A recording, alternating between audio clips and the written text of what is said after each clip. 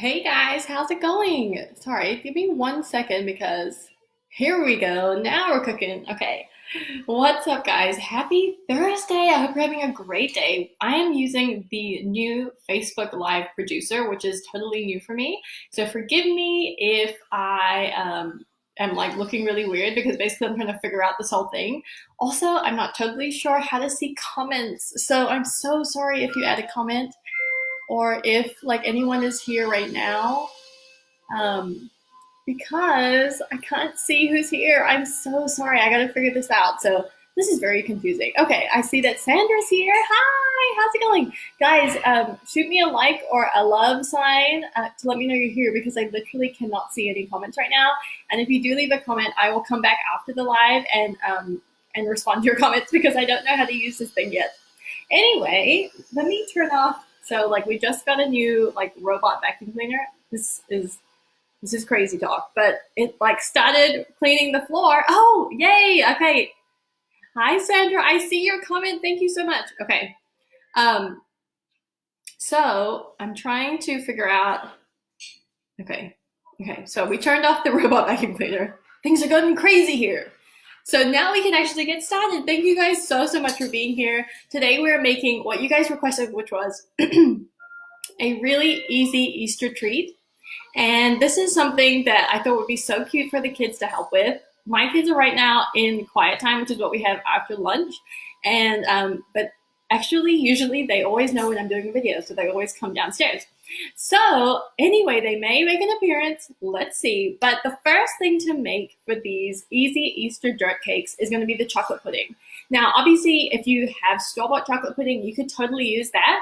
What we're going to do today is make a chocolate pudding using just some staple ingredients that you probably have in your household.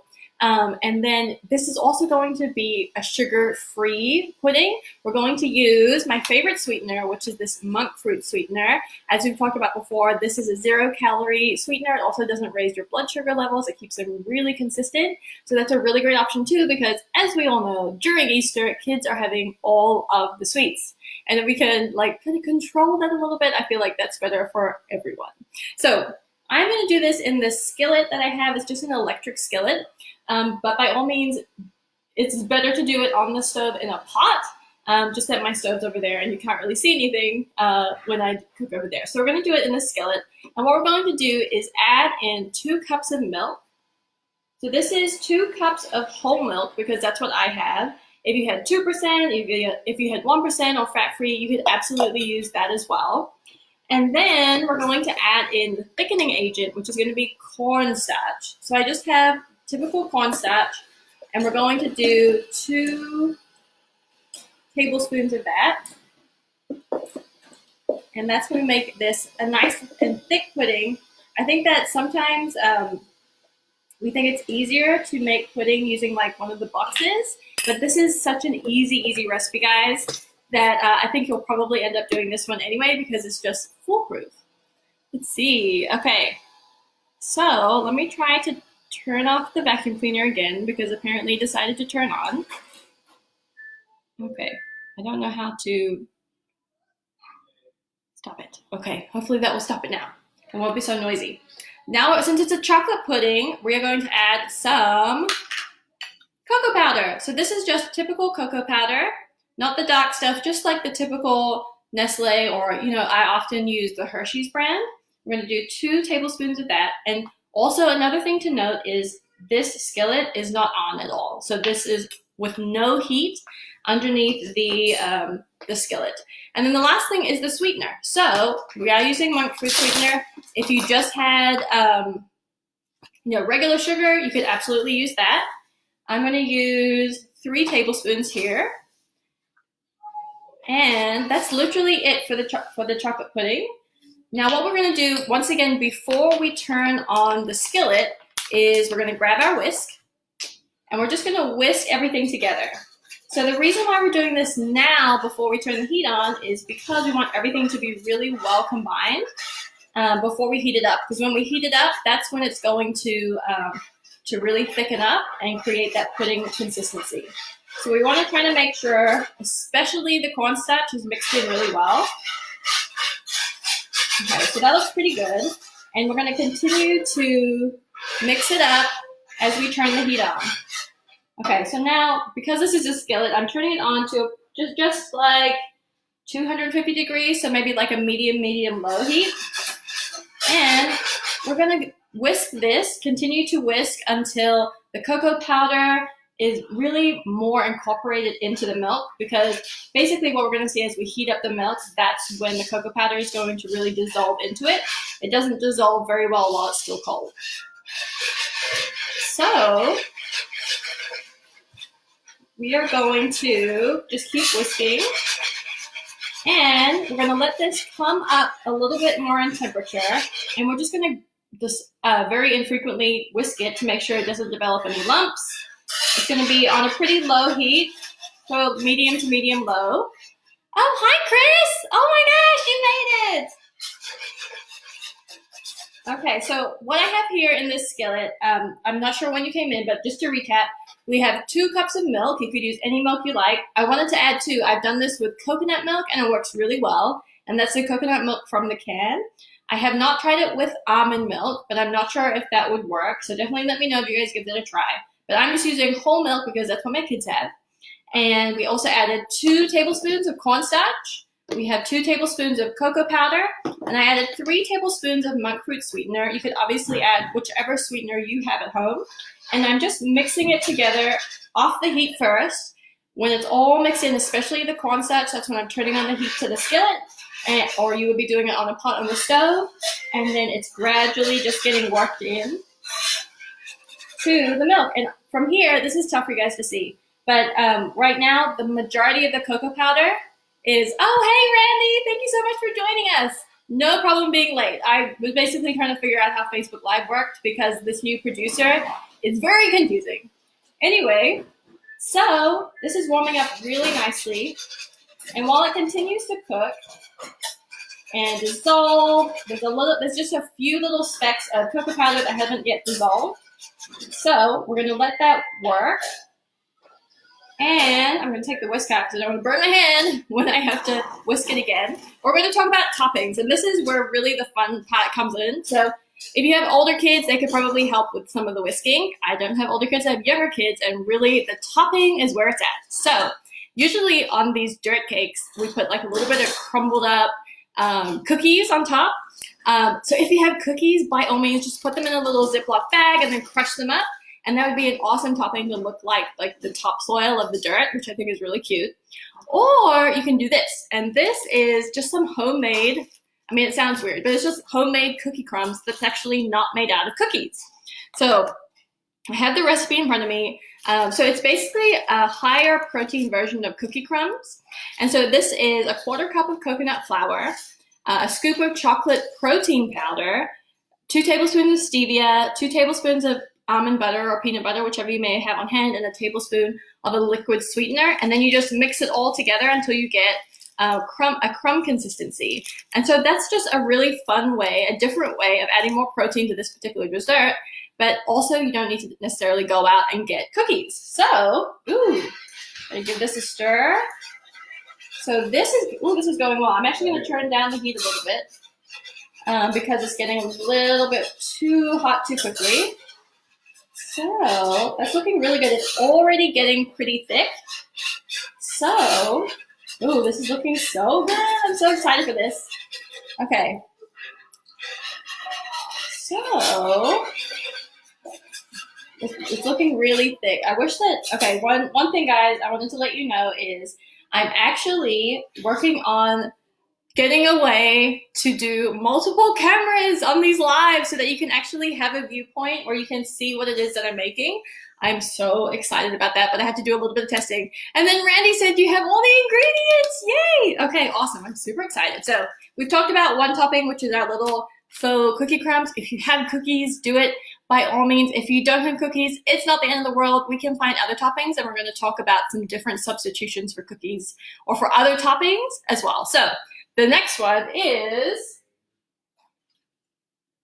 the grass. Okay, so what I think is so cute about this particular one is how we made the grass. And we've actually done it before on a live.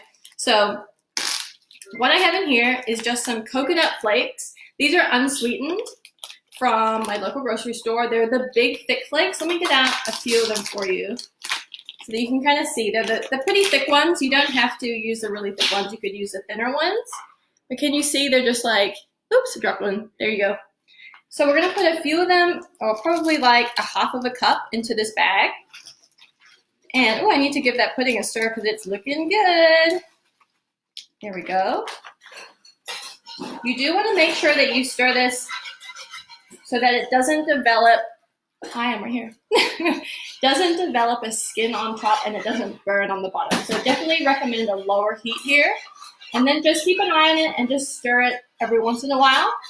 We want it to get to the consistency where, like, if you put a spoon, like a wooden spoon in, and you like separate it by running the finger down the back of the spoon, then you should see that the liquid doesn't run together on the back of the spoon. So if you've ever had pudding before, we're just creating like a pudding-like consistency.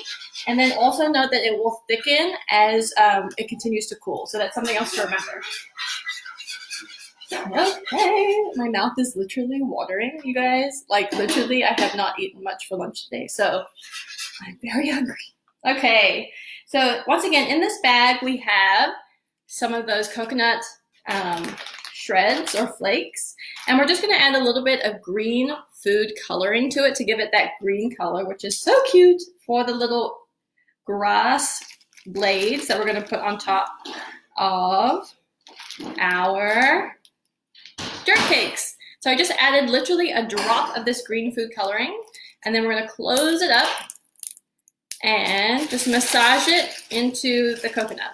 Now, obviously you could do this in a bowl and using a spoon to like mix everything together. For the little kiddos, it's easier to put it in a bag so they don't get green all over their hands. Also for me, because then I don't have to clean it.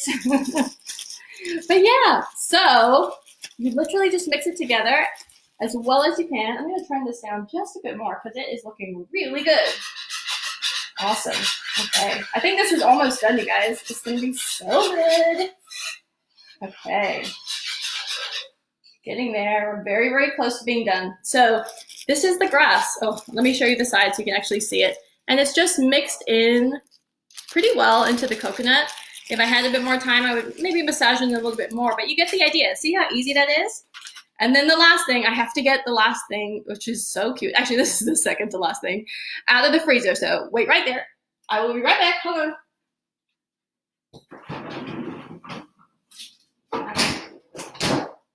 So this is my favorite part of these dirt cakes. And I found these little molds at my local grocery store. And these were about $3. For anyone that's in Texas, it's from my local HEB. And these were like $3. So you could probably find some of these online if you wanted to go the extra mile and make like Easter, like specific Eastery toppings. But what's cute is that they have these little bird houses and they have the little chicks. Isn't that the cutest thing ever?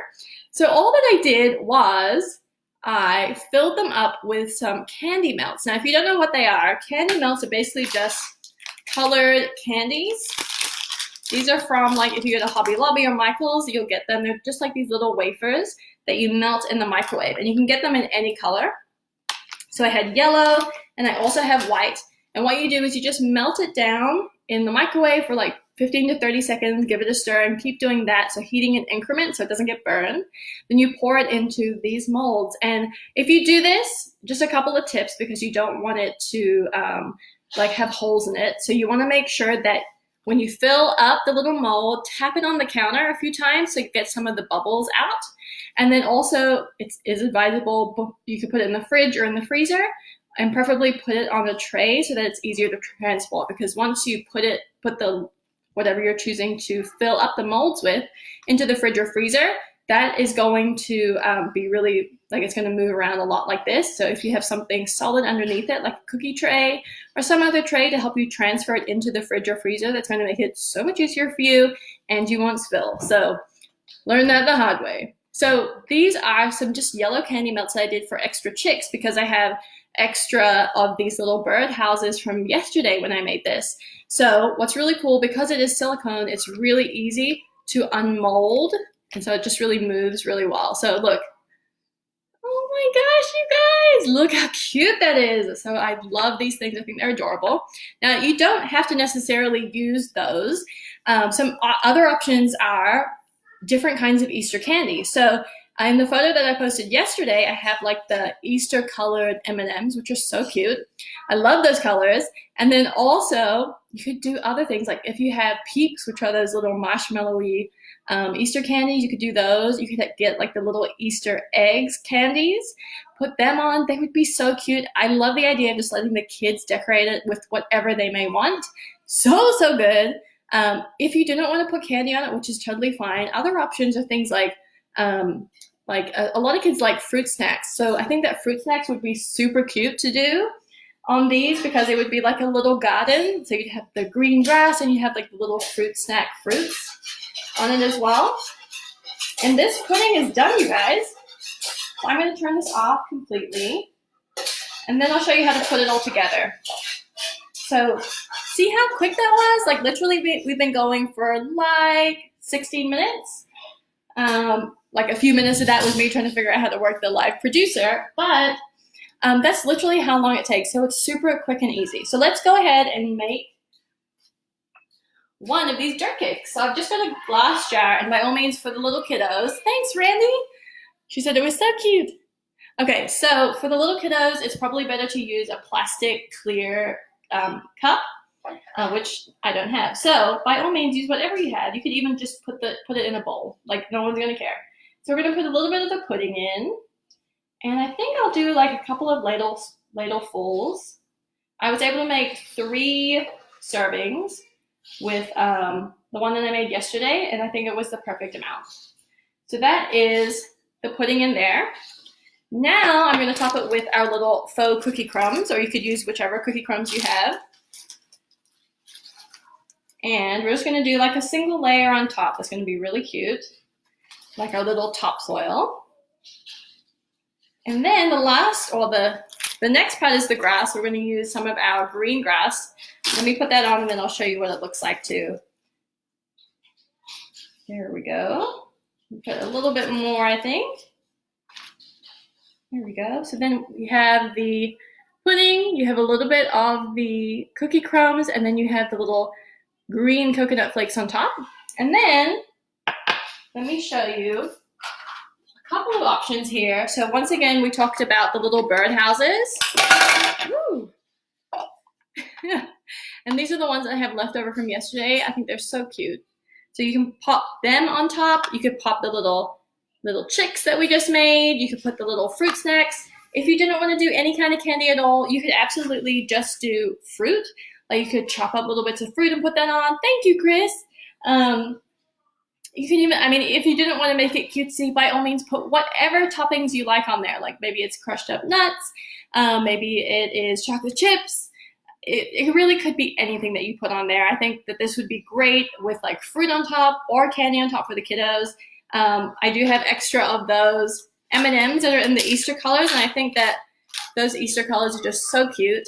I do think it would be super cute if you had those little Easter egg candies. I just love the idea of setting up just a row of different toppings for the kids, and they could come in and top them with whatever they want. That would be just super adorable. So that is literally it, guys. Our little chocolate puddings. Let me show you one that I made yesterday that I think is just adorable. So you can see there that you have the chocolate pudding on the bottom. We have a little bit of the cookie crumbs and then the green grass. And then I have a couple of the little chicks there and the little house in the background and some of the M&Ms. There you go. That's it. So cute. And what I love about that too is you can literally make the pudding, like for instance, if you wanted to make the pudding in the morning. Oh, Randy says, I have fruit snacks right now. That is amazing. You should totally do it with fruit snacks. Gummies would be such a great idea, Chris. Yes, I love that. I forgot what I was saying, but yeah. Oh, you can make the pudding in the morning, put them into whichever kind of cups or little bowls that you're going to use for the kiddos. And then later on in the afternoon, maybe after they've done their Easter egg hunt, or, whenever suits you and your family, then line up all of those awesome toppings that they could use and let them decorate it however they want. I think that would be super, super cute. Okay, guys, do you have any questions? How's life going? Are you excited about the weekend? How are all the things? I hope you're doing really, really well. Once again, thank you so, so much for joining me today. I really appreciate you guys. And then also, once again, I'm so excited about when I can finally have multiple camera angles so that you can really see like what I'm doing over here, because I know it's really tough to see exactly what I'm doing from this particular angle, but I appreciate you guys. Okay, looks like no questions today, but definitely if you're watching the replay, let me know if you have any questions by putting them in the comments below, and I will come back and I will answer them for you. And I hope everyone has an awesome Easter. I know that we may be separated from people that we love right now, but you know what's awesome about technology nowadays is we have so many ways to keep in contact with them through social media platforms like this one, texting, FaceTiming. You're so welcome, Chris. And yeah, just let people know that you're thinking of them, especially during this weekend. Oh, thank you, Sandra. She said, love the pudding cups. Pudding is amazing. I love it. Let's see. Randy said it's going well. Thankfully, weather here has been nice. Oh my gosh, it is boiling hot here today. It's like in the 80s or 90s right now. Thanks for this fun treat. I don't know if we found any Easter candy, so this would be a good alternative. Oh, that's so good. We've actually been seeing a lot of Easter candy in our area, so thankful for that because Easter egg hunt. But yeah, I really hope you guys like it. Let me know how it turns out. Take a picture and tag me on Instagram or Facebook. I would love to see what you guys make. And once again, happy Easter weekend, everyone. Stay in touch with the ones you love, and I will see you again very, very soon. Okay, bye, guys.